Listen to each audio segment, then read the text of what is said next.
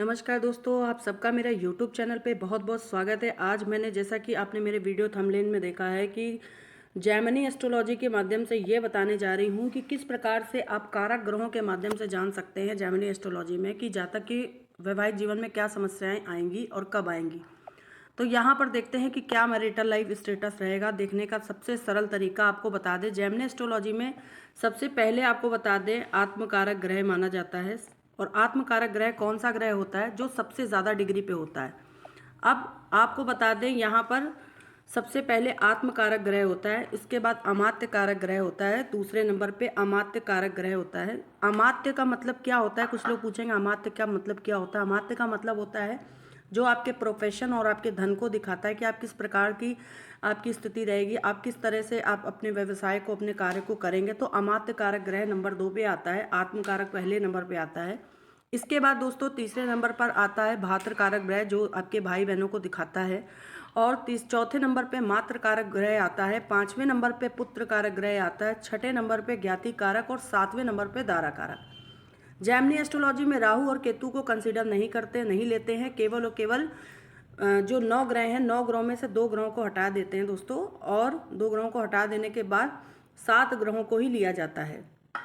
तो आइए चलते हैं, सबसे पहले आत्मा कारक ग्रह कैसे निकालते हैं देखने का तरीका सीखते हैं। इस कुंडली में आत्मा कारक ग्रह वो होता है जिसकी डिग्री सबसे ज़्यादा है। अब आप यहाँ देखेंगे सारे ग्रहों की डिग्री आपको मिल जाएगी, तो यहाँ पर सबसे ज़्यादा डिग्री आप देखेंगे तो चंद्र ग्रह की है। चंद्र ग्रह की सबसे ज़्यादा डिग्री, इसका मतलब ये जातक के लिए आत्मकारक ग्रह है।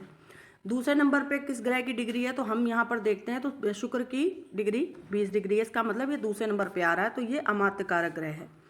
तीसरे नंबर पे अगर हम देखें जो कि भात्र कारक होता है, उसके लिए हमें देखें तो किसकी डिग्री सबसे ज़्यादा बन रही है? तो शनि की। तो शनि भात्र कारक ग्रह बन रहा है। और चौथे नंबर पे जो मात्र कारक ग्रह बन रहा है वो दोस्तों देखिए, अब मंगल 16:47 पर है और गुरु 16:20 पे, तो मंगल को हम यहाँ पर मात्र कारक ग्रह लेंगे। पांचवें नंबर पे हम 16-20 डिग्री पर जो बैठा हुआ है गुरु, उसको लेंगे पुत्र कारक।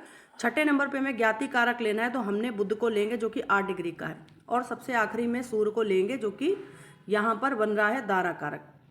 वैवाहिक स्थिति की बात होगी तो हमने आपको बताया दारा कारक को लिया जाएगा, क्योंकि दारा कारक से वैवाहिक स्थितियां देखा जाता है। सबसे आखिरी में 7वें नंबर पे दारा कारक आता है।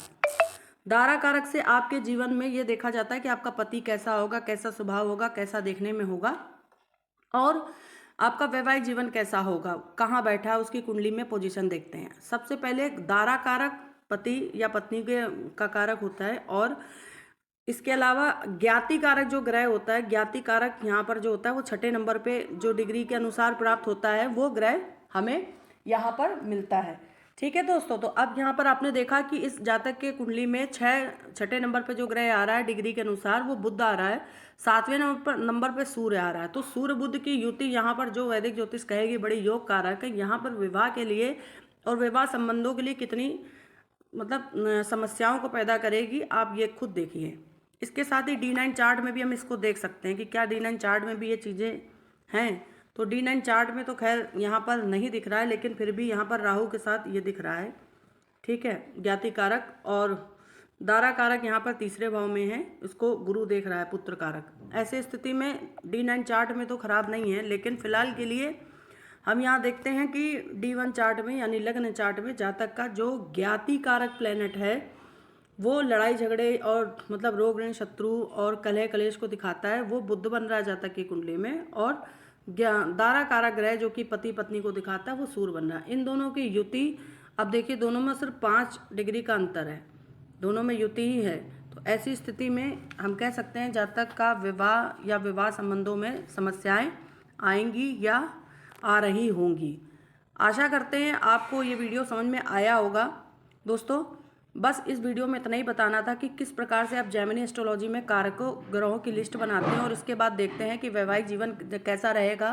क्या आपकी कुंडली में भी आत्मा कारक ग्रह या फिर आपकी कुंडली में दारा कारक ग्रह ज्ञाति कारक ग्रह के साथ तो नहीं। अगर दारा कारक ग्रह जो कि पति पत्नी को दिखाता है ज्ञाति कारक के साथ होगा तो दोस्तों वैवाहिक जीवन में समस्याएं रहने की पूरी संभावना है। आशा करते हैं आपको वीडियो समझ में आया होगा। अगर अच्छा लगा हो तो प्लीज़ चैनल को सब्सक्राइब करना मत भूलिएगा।